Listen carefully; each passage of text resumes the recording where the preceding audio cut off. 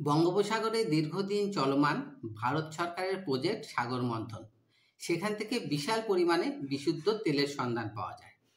এত পরিমাণ তেলের সন্ধান পাওয়া যায় যেটা দিয়ে আগামী 15 বছরের জন্য ভারতবর্ষের তেলের সমস্যার সমাধান হতে পারে এবং পাশাপাশি ভারতবর্ষকে অর্থনৈতিক দিক থেকে অনেকটা এগিয়ে নিয়ে যেতে পারে। এই প্রজেক্টের দায়িত্ব যে কোম্পানির হাতে ছিল সেই কোম্পানির মালিকের নাম নীরজ মিত্র। নীরজ মিত্রর কাছে যখনই এই খবরটা পৌঁছে যায়, এক মুহূর্তে লেট না করে সেই রাতের বেলাতেই হেলিকপ্টার নিয়ে দিল্লি চলে আসে মন্ত্রীর সাথে দেখা করার জন্য। যেহেতু প্রজেক্ট ভারত সরকারের, সেহেতু সমস্ত তেলের স্বত্বাধিকার ভারত সরকারেরই হবে, এটাই স্বাভাবিক। কিন্তু সেখানে নীরজ মিত্র মিনিস্টারকে অফার করে যে সমস্ত তেল যেন তাকে দিয়ে দেওয়া হয়। পাশাপাশি নীরজ মিত্র মিনিস্টারকে এটা বলে কনভিন্স করে যে এই তেল যদি সরাসরি জনগণের হাতে পৌঁছে যায় তাহলে জনসাধারণ এটাকে প্রথমে দেশের সম্পত্তি ভাববে এবং পরবর্তীতে তাদের নিজেদের সম্পত্তি ভাববে। সেই জন্য হয়তো প্রথমবার তাকে ভোট দেবে, কিন্তু পরবর্তীতে তাকে এই তেলের জন্য হয়তো আর ভোট দেবে না। আর তেল যদি জনসাধারণকে সরাসরি না দিয়ে নীরজ মিত্রকে দিয়ে দেওয়া হয় আর প্রত্যেক বছর নীরজ মিত্র থেকে সাবসিডি দিয়ে সেই তেল কিনে জনসাধারণকে দেওয়া হয়, তাহলে জনসাধারণ প্রত্যেকবারই তাদেরকে ভোট দেবে। সাধারণ জনগণ তখন এটাই ভাববে যে সরকার সাবসিডিতে তেল কিনে তাদেরকে বিতরণ করছে। নীরজ মিত্রের কথায় মিনিস্টার রাজি হয়ে যায় এবং তার পরিবর্তে 1 লক্ষ কোটি টাকা ডিমান্ড করে তার পার্টি ফান্ড এবং তার এমপিদের জন্য। নীরজ মিত্র এই প্রস্তাবে রাজি হয়ে যায়। এরপরে রাতারাতি সেই সমস্ত মানুষকে মেরে ফেলা হয় যারা এই তেলের রহস্য জানতো এবং সেখানে একটা বোম ব্লাস্ট ঘটানো হয় এবং পরবর্তীতে সরকারের তরফ থেকে এটা ডিক্লেয়ার করে দেওয়া হয় এটা একটা অ্যাক্সিডেন্ট এবং এই অ্যাক্সিডেন্টের পরেই সাগর মন্থন প্রজেক্ট বন্ধ করে দেওয়া হচ্ছে। কিন্তু এখন সমস্যা হলো এই 1 লক্ষ কোটি টাকা মিনিস্টার এবং তার এমপিদের কিভাবে দেওয়া হবে।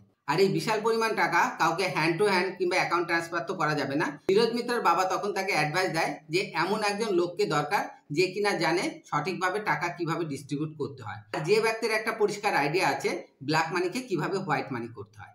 এখানেই নীরজ মিত্রের বাবা তাকে দীপক নামে একজন সিবিআই অফিসারের কথা বলে, যে কিনা একসময় নীরজ মিত্রের বাবার কোম্পানিতে রেড করে 100 কোটি টাকা উদ্ধার করেছিল। দীপক চরিত্রে আমরা দেখতে পাবো নাগার্জুনাকে, কিন্তু দুর্ভাগ্যবশত দীপক রয়েছে এখন জেলে। কারণ দীপক একজন মিনিস্টারের বাড়িতে রেড করেছিল, সেই মিনিস্টারের বাড়িতেও প্রায় 1-150 কোটি টাকা পাওয়া গেছিল, কিন্তু মিনিস্টারকে সে তো দোষী প্রমাণ করতে পারেনি, উল্টে দীপককে দোষী প্রমাণ করে তাকে জেলে পাঠিয়ে দেওয়া হয়। 5 বছর ধরে দীপকের মিসেস এই কেসটা লড়ে যাচ্ছে, কিন্তু এখন পর্যন্ত দীপককে জেল থেকে ছাড়ানো যায়নি। এরপরে নীরজ মিত্র জেলে দেখা করতে আসে দীপকের সাথে এবং দীপককে অফার দেয় যে সে যদি তার হয়ে কাজ করে তাহলে দীপককে সে জেল থেকে ছাড়িয়ে নিয়ে যেতে পারে। দীপক প্রথমে নীরজের অফার রিজেক্ট করে দেয় এবং সে বলে যে আইন ব্যবস্থার প্রতি তার পুরো বিশ্বাস রয়েছে, তার বিশ্বাস রয়েছে সে নিঃশর্ত জেল থেকে ছাড়া পাবে। কিন্তু সেটা হয়ে ওঠে না। আদালতে দীপককে দোষী সাব্যস্ত করা হয় এবং তাকে 10 বছরের জন্য কারাদণ্ড দেওয়া হয়। এরপরে বাধ্য হয়ে দীপক নীরজের সাথে যোগাযোগ করে এবং নীরজের প্রস্তাব মেনে নেয়। নীরজ ইমিডিয়েটলি দীপককে জেল থেকে ছাড়িয়ে দিল্লিতে নিয়ে যায়।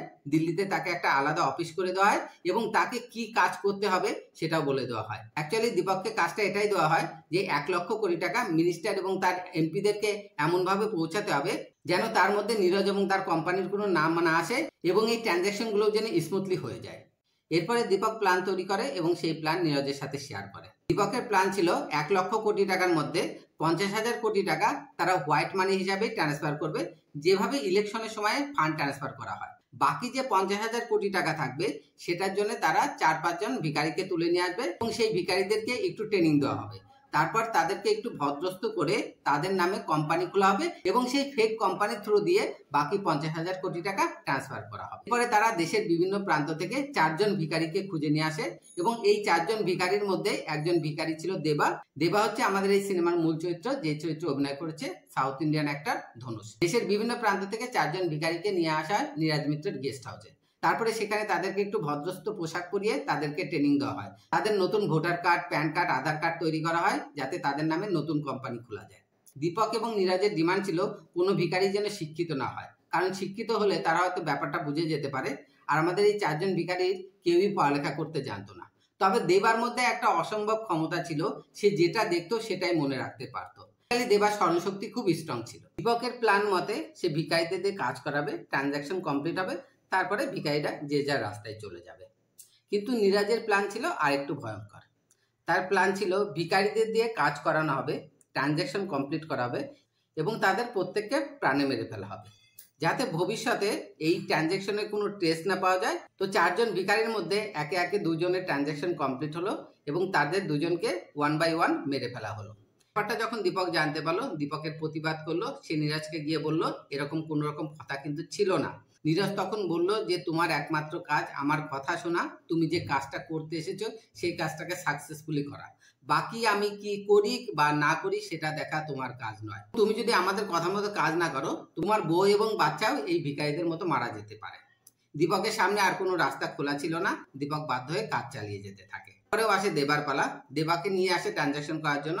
ট্রানজাকশন করানোর পরে যখন দেবাকে নিয়ে যাওয়া হয় মারার জন্য, দেবাকে যখন মারার চেষ্টা করা হয় সেখান থেকে দেবা পালিয়ে যায়। কিন্তু পাশাপাশি আরেকটা নতুন প্রবলেম হয়ে দাঁড়ায়। দেবাকে দিয়ে যে ট্রানজাকশন করানোর চেষ্টা করা হয় সেই ট্রানজাকশন ফেল হয়ে যায়। সেই জন্য 10,000 কোটি টাকা দেবার অ্যাকাউন্টেই রয়ে যায়। এরপরে চলতে থাকে দেবাকে খোঁজার পালা। আর একজন ভিখারি রয়ে যায় দীপকের কাছে, তার নাম হচ্ছে খুশবু। সে একটা মেয়ে এবং সে প্রেগনেন্ট ছিল।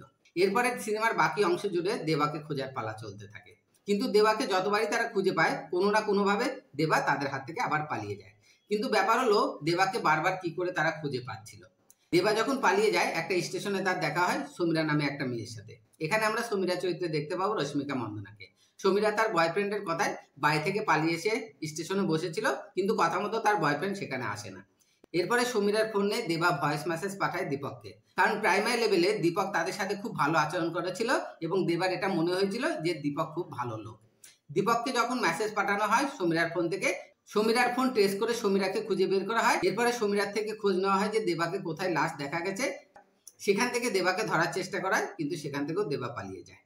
দীপকের টিম অ্যাকচুয়ালি দেবাকে তুলে এনেছিল তিরুপতি থেকে কাজ দেবার নাম করে। আমি আগেই বলেছি দেবার মেমোরি কিন্তু খুব স্ট্রং ছিল। দেবা ঠিক মনে করে দীপকের বাড়িতে পৌঁছে যায় দীপকের সাথে দেখা করবে বলে। তো দীপকের সাথে দেখা করতে যখন দীপকের বাড়িতে যায়, সে দেখে নেয় তাকে যারা মারার চেষ্টা করেছিল তাদের সাথে দীপক খুব পোলাইটলি কথা বলছে।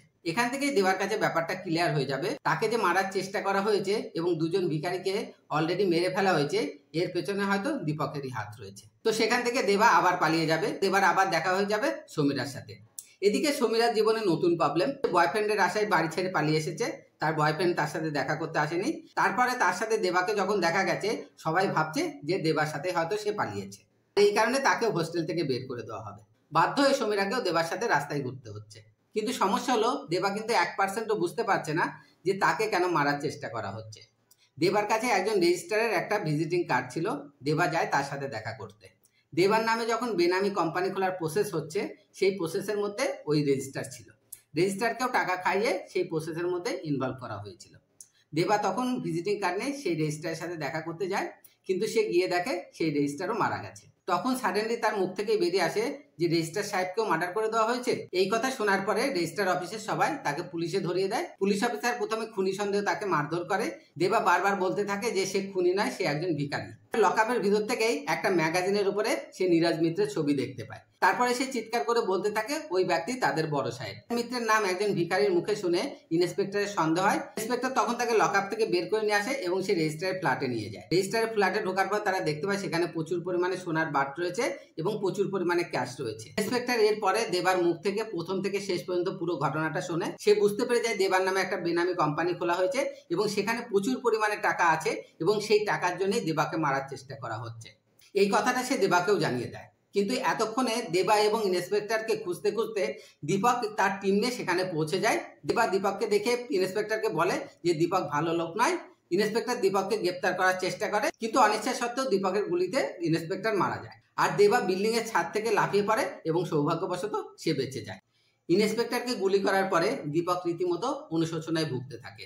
আলটিমেটলি সে তো একজন সৎ লোক ছিল, আর নীরজ মিত্রের সাথে তার কন্ট্যাক্ট হয়েছিল শুধুমাত্র ফান্ড ট্রান্সফার করার জন্য। খুন করা কিংবা খুনের প্ল্যান করা কোনটাই কিন্তু তার এজেন্ডা ছিল না। পরে দীপক তার বউ এবং মেয়েকে রাতারাতি পাঠিয়ে দেয় দুবাইতে এবং নীরজ মিত্রের এগেইনস্টে সমস্ত প্রমাণ কালেক্ট করে একটা ব্যাংকের লকারে রেখে দেয়।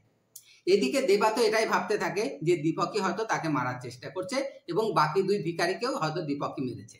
সে এটাও ভাবতে থাকে পাশাপাশি তাদের যে আরেকজন সঙ্গী ছিল যার নাম ছিল খুশবু, যে কিনা প্রেগনেন্ট ছিল, তাকেও হয়তো দীপক মেরে দিয়েছে। এরপরে দেবা দীপককে ফোন করে এবং বলে যে সমস্ত টাকা সে দীপককে ফেরত দিয়ে দেবে। দীপকের কিন্তু তখন আর ইচ্ছা নেই সেই টাকাটা ফেরত নেওয়ার।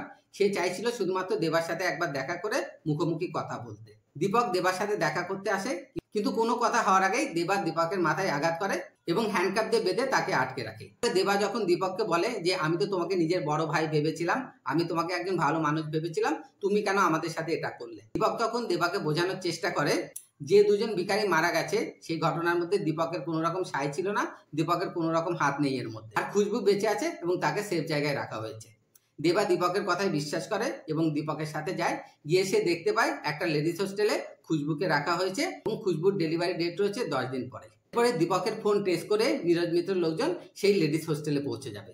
দীপক নীরজ মিত্রের এগেইনস্টে যে সমস্ত প্রমাণ কালেক্ট করেছিল সমস্ত প্রমাণ দেবার হাতে হ্যান্ড ওভার করে দেবা, সমীরা এবং খুশবুকে সেখান থেকে পালিয়ে যেতে বলবে। দীপক শেষ পর্যন্ত নীরজ মিত্রের লোকেদের সাথে লড়তে থাকবে এবং একটা পর্যায়ে এসে সে মারা যাবে। এখানেই আমরা দেখতে পাবো রাস্তায় খুশবুর ডেলিভারি হবে, একটা পুত্র সন্তানের জন্ম দেবে এবং খুশবু মারা যাবে। এরপরে দীপকের থেকে পাওয়া প্রমাণের উপর ভিত্তি করে দেবা নীরজকে ব্ল্যাকমেল করবে, নীরজকে বাধ্য করবে একদিনের জন্য ভিখারির জীবন যাপন করতে।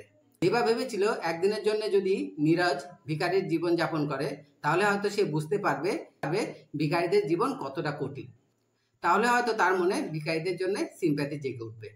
কিন্তু নীরজ তো ছিল কুত্তার লেজ, আর কুত্তার লেজ তো কখনো সোজা হয় না। তো সারাদিন ভিক্ষা করলেও at the end of the day নীরজের চিন্তা ভাবনার কোনো পরিবর্তন হয় না। সেই দৃশ্যে একটা ডাম্পিং ইয়ার্ডে সে দেবাকে মারার জন্য উঠে পড়ে লাগে। দুজনের মধ্যে মারামারির একটা পর্যায়ে অ্যাক্সিডেন্টলি দেবার হাতে নীরজ মারা পড়বে। এরপরে দেবা সমীরা এবং খুশবুর ছেলেকে নিয়ে আবার তিরুপতিতে ফিরে যাবে। সিনেমার গল্প এখানেই শেষ। এবার চলো আমরা সিনেমাটা রিভিউ করার চেষ্টা করি। কুবেরা সিনেমাটা রিভিউ করতে গিয়ে আমাকে খুব বেশি কথা বলতে হবে না। আমার মনে হয় না যারা সিনেমা বোঝে তাদের মধ্যে 1% লোকও এমন পাওয়া যাবে যারা এই সিনেমাটাকে খারাপ বলবে। এক কথায় সিনেমাটা ছিল মাস্টারপিস। সিনেমার ডিরেক্টর শেখর কামলা, এটাকে দেখতে এতটাই সাধারণ যে আমি নিজের চোখকে বিশ্বাস করতে পারি না যে এই লোকটা কুবেরার মতো একটা সিনেমা তৈরি করেছে যার দৈর্ঘ্য 3 ঘন্টা, যেটা দেখতে বসলে অডিয়েন্স 1 মিনিটের জন্যও চেয়ার ছেড়ে উঠবে না। ডিরেক্টর হিসেবে শেখর কামলা 100% সার্থক। অভিনয়ের দিক থেকে প্রথমে রশ্মিকা মান্দানার কথা বলবো। রশ্মিকার সহজ সরল অভিনয় খুব সহজেই দর্শককে অ্যাট্রাক্ট করবে। এরপরে আসবে দীপক চরিত্রে নাগার্জুনা, এমন একটা চরিত্র যে কিনা সবসময় ভালো এবং খারাপের মধ্যে ফেসে আছে। তার বাস্তব জীবন তাকে বাধ্য করছে খারাপ কাজ করার জন্য, অন্যদিকে তার বিবেক সবসময় তাকে দংশন করে চলেছে কেন সেই খারাপ কাজগুলো করছে। এরপরে আমি বলবো দেবা চরিত্রে ধনুষের কথা। ধনুষ আগাগোড়াই আমার প্রিয় অভিনেতা। ধনুষ এমন একজন অভিনেতা যে কিনা খুব সহজেই সব ধরনের চরিত্রে নিজেকে ফিট করে নিতে পারে। ধনুষ তার ফিল্মি ক্যারিয়ারে এত ধরনের ভ্যারাইটির চরিত্রে অভিনয় করেছে, তার অভিনয় সম্বন্ধে আমার মনে হয় কারোর মনে কোনো সন্দেহ নাই। এই সিনেমাটাতে ধনুষ তার অভিনয়ের লেভেলটাকে এতটা আপার লেভেলে নিয়ে গেছে, আজকের দিনে দাঁড়িয়ে তাকে আমার ভারতবর্ষের একজন শ্রেষ্ঠ অভিনেতা হিসাবেই মনে হয়। এটা নিয়ে আর বেশি কিছু বলবো না। ব্যক্তিগত মতামত থেকে বলবো যারা ভালো সিনেমা দেখতে ভালোবাসেন তারা অবশ্যই এই সিনেমাটা দেখতে যাবেন। এবং তো বন্ধুরা, আজকের মতো এখানেই শেষ করছি। আমার এক্সপ্লেনেশন যদি আপনাদের ভালো থাকে অবশ্যই সাবস্ক্রাইব করবেন, লাইক করবেন, কমেন্টস করবেন, শেয়ার করবেন এবং বেল বাটনকে প্রেস করে রাখবেন যাতে আমার পরবর্তী রিভিউ আপনাদের কাছে পৌঁছে যায় সবার আগে। Thank you, have a nice time. Kubera সিনেমাটা রিভিউ করতে গিয়ে আমাকে খুব বেশি কথা বলতে হবে না। আমার মনে হয় না যারা সিনেমা বোঝে তাদের মধ্যে 1% লোকও এমন পাওয়া যাবে যারা এই সিনেমাটাকে খারাপ বলবে। এক কথায় সিনেমাটা ছিল মাস্টারপিস। সিনেমার ডিরেক্টর শেখর কামলা, এটাকে দেখতে এতটাই সাধারণ যে আমি নিজের চোখকে বিশ্বাস করতে পারি না যে এই লোকটা কুবেরার মতো একটা সিনেমা তৈরি করেছে যার দৈর্ঘ্য 3 ঘন্টা, যেটা দেখতে বসলে অডিয়েন্স 1 মিনিটের জন্যও চেয়ার ছেড়ে উঠবে না। ডিরেক্টর হিসেবে শেখর কামলা 100% সার্থক। অভিনয়ের দিক থেকে প্রথমে রশ্মিকা মান্দানার কথা বলবো। রশ্মিকার সহজ সরল অভিনয় খুব সহজেই দর্শককে অ্যাট্রাক্ট করবে। এরপরে আসবে দীপক চরিত্রে নাগার্জুনা, এমন একটা চরিত্র যে কিনা সবসময় ভালো এবং খারাপের মধ্যে ফেসে আছে। তার বাস্তব জীবন তাকে বাধ্য করছে খারাপ কাজ করার জন্য, অন্যদিকে তার বিবেক সবসময় তাকে দংশন করে চলেছে কেন সেই খারাপ কাজগুলো করছে। এরপরে আমি বলবো দেবা চরিত্রে ধনুষের কথা। ধনুষ আগাগোড়াই আমার প্রিয় অভিনেতা। ধনুষ এমন একজন অভিনেতা যে কিনা খুব সহজেই সব ধরনের চরিত্রে নিজেকে ফিট করে নিতে পারে।